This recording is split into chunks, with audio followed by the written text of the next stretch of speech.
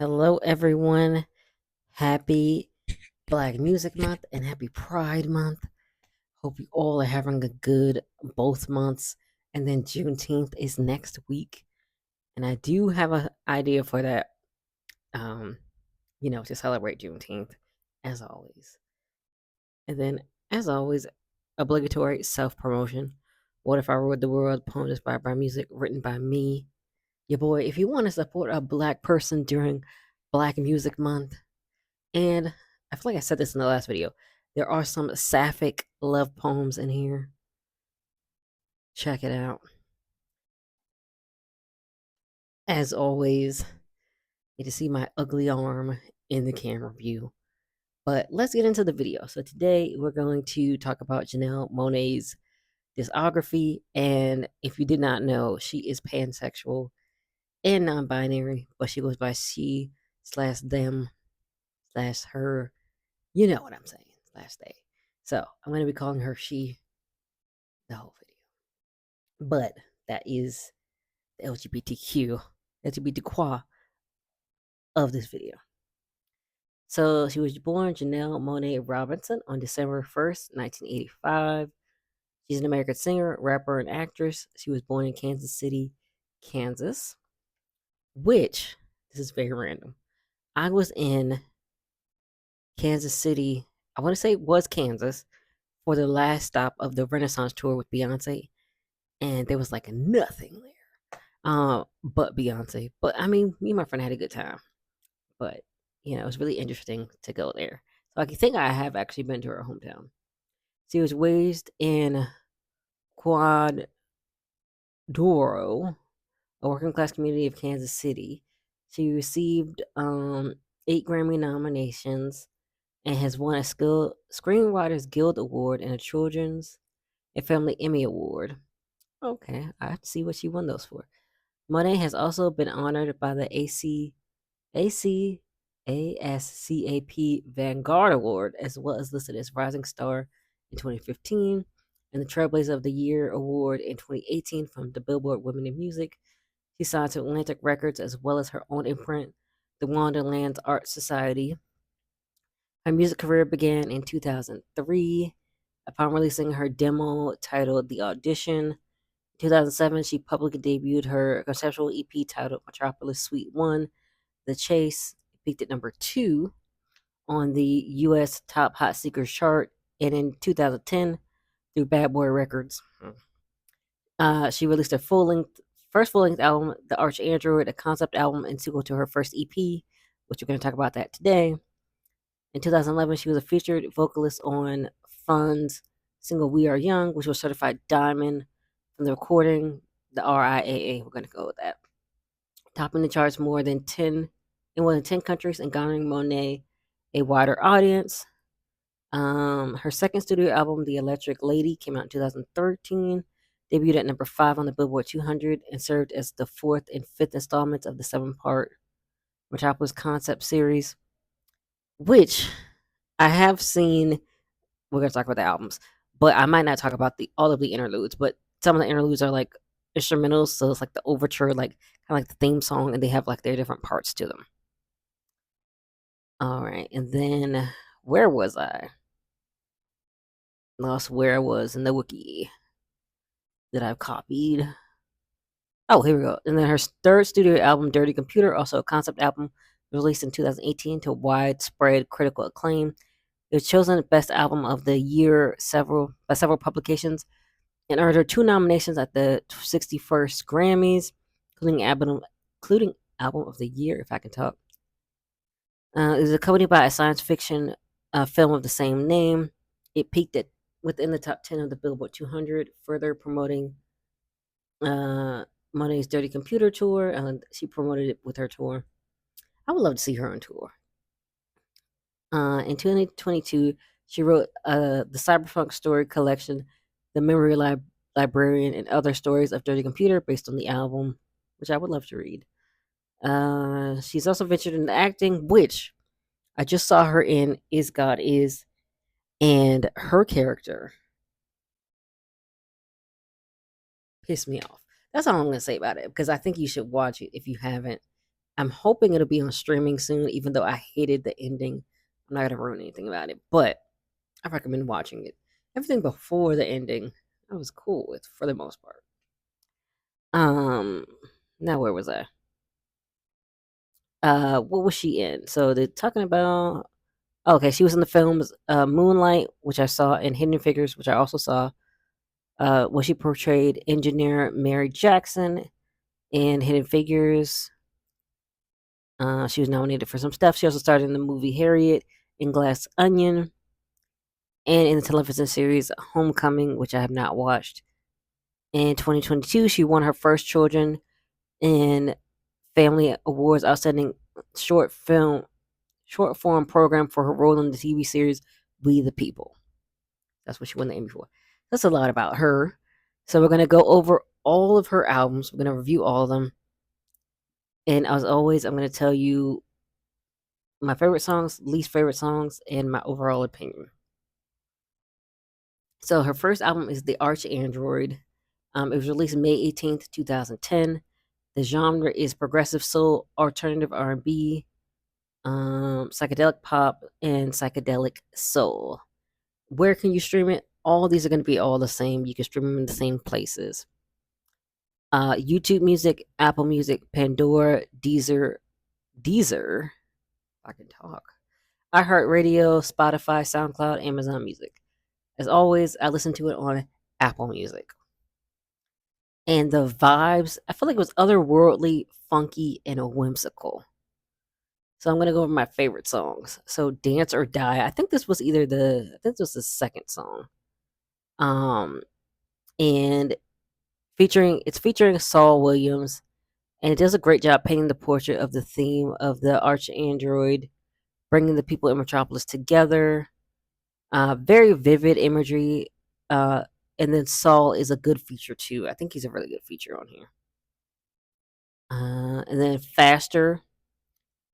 This song had a great transition in between the songs. It's very funky, fun song, very upbeat, gives you a jolt. And then this was the lead single, which was Tightrope featuring Big Boy. I always loved this song. I actually have three versions of it on my phone for some reason. I have the original, I think I have the acapella, and like another version. But I just love this song. This is a great first single. Still a great song after all this time. Very interesting message about being balanced in life. And it is, of course, very funky again. It's a great first single choice. And then my last favorite song is called Wonderland. Very sweet and whimsical. Love how airy and flirty it sounds. Showing her android character can feel love and nostalgia. So that was really cool. And I also like the theme of, this android story playing out throughout the album. All right, and my least favorite songs, it's kind of a combination. So there was a lot of slow songs in the end. I talked about this in my short video where it kind of dragged down the first two albums. This one's more so though. I didn't hate them, but they dragged the end of the album for me, and I think they should have been in the middle, so we could have ended on a hyper note. Because, like I said, this one is, I think it was like 18 tracks long, and then her second album was like 19, so it was kind of like a drag. And then let's get into my overall opinion about the Arch Android. I love this album. I did. I do think it would have benefited from me listening to the first EP for like the Android backstory, but I feel like I still followed along as best as I could. I kind of feel like Electric Lady kind of expanded on it a little bit more, but we'll get into that. The Electric Lady. We'll get into that. Where was I? It does feel like you're stepping into this other world while listening to this album, so I love that. I loved how funky it was and 70s feeling at times, and it reminded me of my favorite movie, The Wiz. And it seems like an album they would listen to there, and they would love that. So that's one of my favorite movie. It definitely gave The Wiz vibes. I think it was really engaging until the last few songs slowed it down. I wish they were like in the middle so you could have ended on a high note. But I would give this album an 8 out of 10. Would definitely recommend. And then The Electric Lady. It was released September 6th, 2013. It is progressive soul. The vibes are very energetic, funky, and engrossing. Where am I? Okay, so I'm gonna go over my favorite songs. I love "Give 'Em What They Love" featuring Prince. I love that she had Prince as a collab, and that was her mentor. Um, but yeah, I love this collab. Glad we got this before Prince passed away. They have such similar vibes. This definitely makes sense. I love the rock beat, and Prince, he sounds great per usual, as always. Um, Great first song on here, very funky and soulful. It's just a theme of being funky on a lot of these albums. And then, of course, the title song, "The Electric Lady." I put "Electric Lady." It's probably "The Electric Lady," and I just didn't put the. You know what I'm talking about. It's featuring Solange. We're gonna talk about that because I'm like, where is she? I love the song. I did. Very fitting and empowering. I wish Solange actually had a verse or bigger part so we could actually hear her. LOL. But it's a great title track otherwise because I was like, she's on it, but I don't hear her. She's probably doing some kind of background vocals, but I'm like, I wanted my girl to have a verse to sing a chorus by herself, like something, you know. It's Code. It reminds me of a Jackson 5 song. The one where where they left the girl, then they saw her with somebody else and they got jealous. LOL. I didn't know what the song. I couldn't remember the song name, but then I looked it up and it's like, "Who's Loving You?" So that was that was the name of that song. Um, Very 70s sad love song vibes, and I love that. And then Dorothy Dandridge Eyes featuring Esperanza Spalding, and it was very smooth and sensual. And I love that Dorothy Dandridge versus like a blonde bombshell celebrity, even though I love me some Jane Mansfield and Marilyn Monroe. I love that she is the celebrity used as like as being compared to the beauty of the woman who is being talked about in the song. Of course, I have a typo, as always, every video. And I love the guitar playing on the song. And then Esperanza has only one verse, and I wish I could hear more of her, but she did sound good to me. And then I do have one least favorite song, and it's actually specific. It's "Victory." Was just dragging the album down after so much energy. Very one note and not very interesting love song wise to me. She's basically like saying, "Oh, we got to be victorious in love," but it was kind of boring to me. And then my overall opinion. I really loved this album, even more than her first. I love the world building and incorporating the LGBTQ plus and African American themes with the robot themes was very cool. Like they had there was an interlude where the robot ladies were on this radio station and they're talking about their sororities and stuff. I love that. And then of course there was the LGBTQ themes with the androids as well. The first half of this album was really great up until Victory, and the two songs after it really dragged it down at the end of the album, how slow they were, so that drove me crazy. I had the same issue with the first album, leaving the slow songs to the end, but I will say the last two songs on this album saved it from dragging like the first one. So those were kind of like a little more energetic. So that saved it, in my opinion. So I was originally going to give it the same score as, but the last two songs actually brought it up to a 9 out of 10. Loved it. It was a great sophomore album. And then we're going on to Dirty Computer. It was released April 27th, 2018. She released these in different kind of months. Sometimes people do release them in the same kind of months. Okay, May, we got September, we got April. Okay, yeah, all kinds of different seasons. She just puts it out whenever she wants. I love that. So yeah, it was released April 27th, 2018. The genre is pop. What did I say was the I don't know if I said Electric Lady was progressive soul. I feel like I don't know if I said that. But Dirty Computer is pop, funk, hip hop, R&B, and neo soul. And the vibes I got from it was mellow, political, and empowered. There's a lot of political themes. And then, 2018, Trump's first presidency, I think. So, yeah, there's a lot of things about that. So, the title track, Dirty Computer, featuring Brian Wilson. Even though it's not continuing the Android story, I still love that the technology is being personified in this song. she's still a machine that loves to that love needs to fix, and I love that. Also, she has like the best track record with these features. She has Brian Wilson on this. I think this is also the album that Stevie Wonder does a interlude on. I'm like Prince, Stevie Wonder, Brian Wilson. Like she got money, or she's very charming. She might have both. You never know. But yeah, she got all the legendary features. I feel like that is so cool. And then my second favorite song is Django. Technically, I'm sure it's Django. Django Jane. Uh, Very empowering to Black women to show off their contributions to society and art. I love that she's talking her shit. I love that and manifesting success for herself because she says, like she has Grammys, she has Emmys, like she's just manifesting all these things for herself, and I love that. She's really going in, and I love it. I love when people talk shit. You know what? Tell people who you are. Talk about how talented you are, talk about how great you are, like all those things. I love it. And then Make Me Feel. Um, this is a great first single. Um, Once again, funky and very catchy. Uh, can definitely tell that her mentor Prince really inspired this song with the lyrics and the beat. Definitely sounds like a Prince song. And when I was researching and looking at, like, as I was listening to the albums, I would look into Wikipedia for like some of the backstory. I think Prince was working with her on this album or on music before he passed away. So that's very evident on this song. And then Americans. Love the subversion of gender roles and Janelle turning them on their heads. Basically, she's saying all of these stereotypical, oh, I need my wife at home, I need my gun, I need, these, but it's like from her perspective.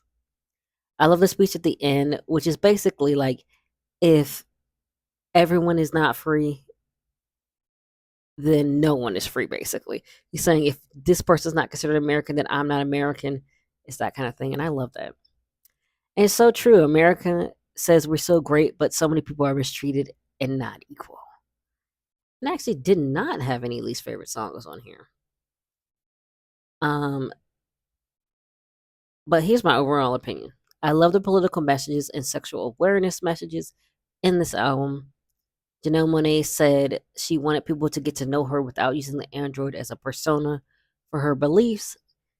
And I see that so much throughout the album. I think she really showcased a more intimate and outspoken side of herself. I will say this album, sound wise, is more mellow, but it does not drag on.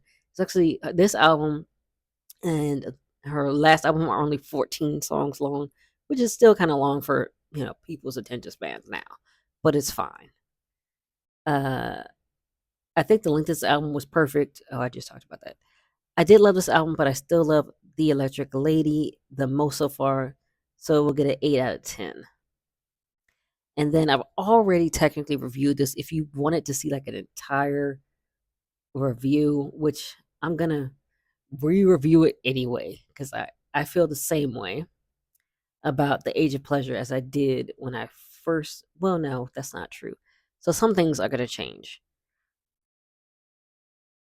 Not the main things, but my score and like how I feel about it is going to change at the end.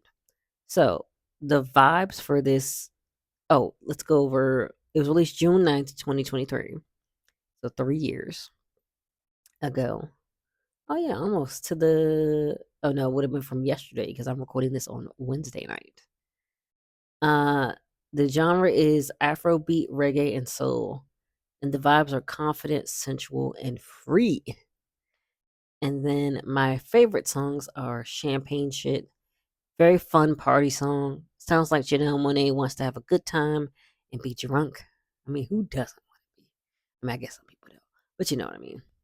I love the imagery in the song, talking about how her girlfriend looks and how she wants uh to throw her hips a fun bop. Basically, she wants to like dance around and just have fun. And Phenomenal featuring Doechii. I love Doechii. I just saw her last. When did I see her last? Last summer at All Things Go, and she was great.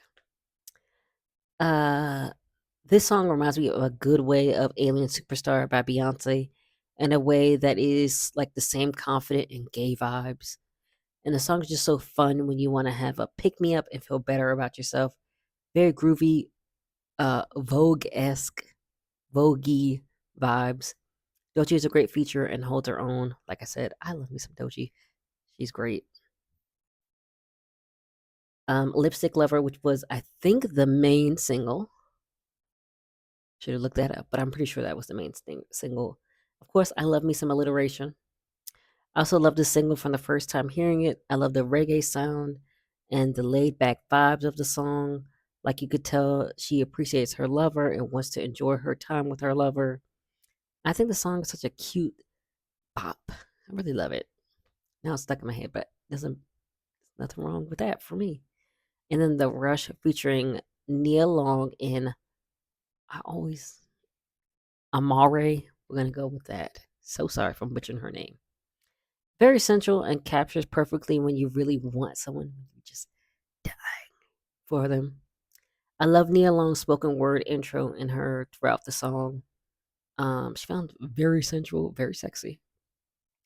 Very nice touch to the song Amare, which I'm sure that's not how you say her name. But anyway, we're gonna go with that. It's also great on this song as well. Her soft singing works very well on the song. Very sensual, sexy tension vibes. I love it.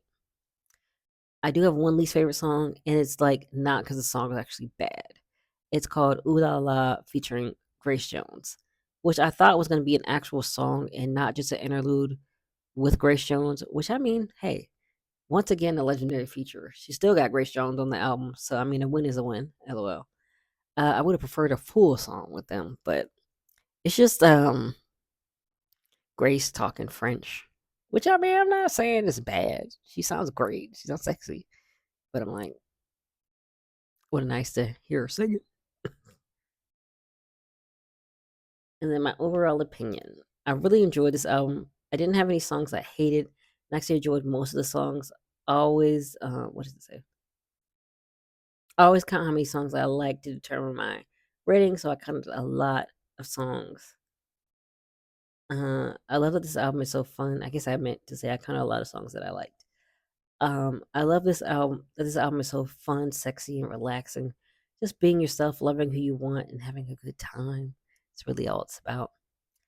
I liked all of the self love and loving others bops. I will say though, I wasn't a fan of the interludes much, but they were interesting. I guess because I was like,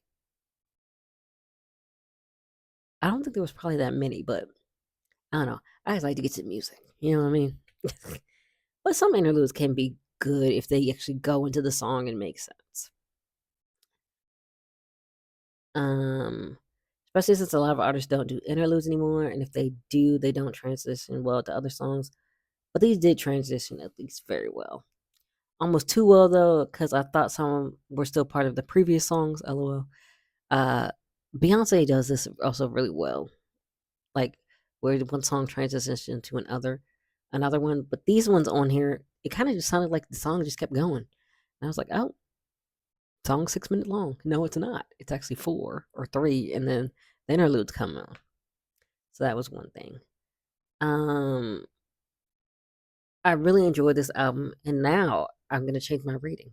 So I'm actually gonna give this album a 9 out of 10. It was an 8 out of 10, but when I re-listened to it, I think it should be a little higher now. I actually really love this album a lot, like more than I thought. So my ranking is gonna be number one, The Electric Lady, which once again I forgot the always a typo. Number two would be The Age of Pleasure, and number three would be Dirty Computer. Number four would be The Arch Android. So yeah, if you love Janelle Monae, let me know what your rankings would be. And then I want to analyze like the whole thing with alter egos. So while researching each album, I saw that Janelle Monae said that her third album was, uh, once again, was for people to get to know her, the real her, without the android. She had introduced Cindy Mayweather Metropolis storyline to get herself out there. And I do know artists can create alter egos when they want to explore things they aren't comfortable with as themselves. Like Beyonce with Sasha Fierce, she can be like, this fierce being and do crazy things, and it's like it's not really her. And so I felt like that was, one way, for her to be more bold in her music. even though I'm not a fan of her anymore. Nicki Minaj used a variety of alter egos to express, different things that she wanted to say. Um, Eminem famously had the controversial Slim Shady. The list can go on and on. But yeah, I do think that alter egos can be very engaging, creative. But I also think coming out as an artist as just yourself is also beneficial. So no one has to like get to know you outside of the alter egos once you like decide to drop them. Um, and you don't have to shed them once they no longer serve you. So I mean, I can see pros and cons to both. And I think artists should just have fun and use whatever they deem will fit the message they're trying to convey. I feel like it could be fun to have like some alter egos, but then I feel like it gets to a point where it's like, where is you and where is this alter ego? But I also feel like people should just have fun. So what do you think about Janelle Monae? What is your ranking? Number one for me, The Electric Lady, The Age of Pleasure, Dirty Computer, Arch Android. Do you agree or disagree with this ranking? Uh, what do you think about alter egos? Let me know. And as always, like, comment, subscribe. I'll see you all for Juneteenth.